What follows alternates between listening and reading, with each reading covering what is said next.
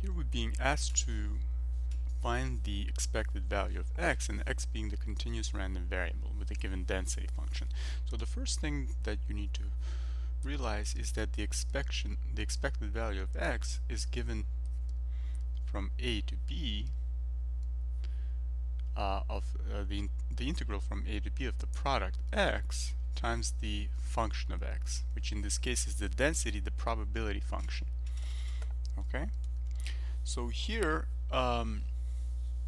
notice that you're going to split this integral into two integrals, because you will have two separate functions. The first function, since this is absolute value, we have to take into account that from -2 to 0, the function that the x will be multiplied by will be -x divided by 10 dx, right? Because the absolute value, you have to negate the x when the x values are less than 0, right? And then subsequently from 0 to 4,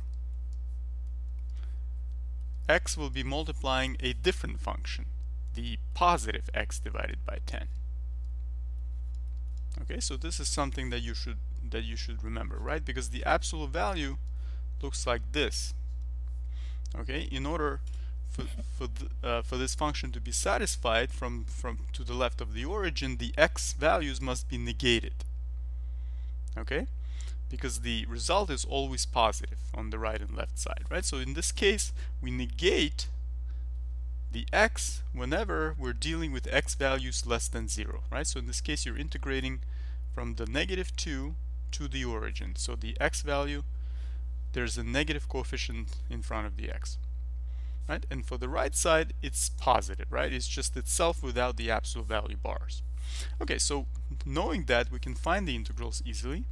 So we can put the -110 outside, and we can just do x squared divided by 10 dx. Oh, we already had the 10, so just x squared dx.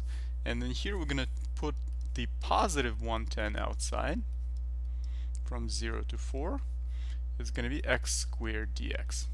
Okay? So now as a result, what is this going to be equal to?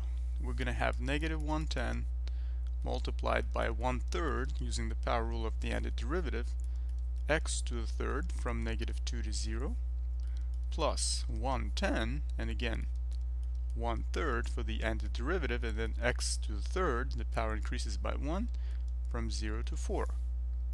So this is equal to -1/30, 0 to the third minus -2 to the third, using the fundamental theorem of calculus, right? Plugging in the upper limit into the function and then subtracting the lower limit that you plugged in into the function, right? And the same thing here, plus 1/30, 4 to the thirds minus 0 to the third. We don't even have to write that down, it's not going to change the answer. So now this is what? -1/30.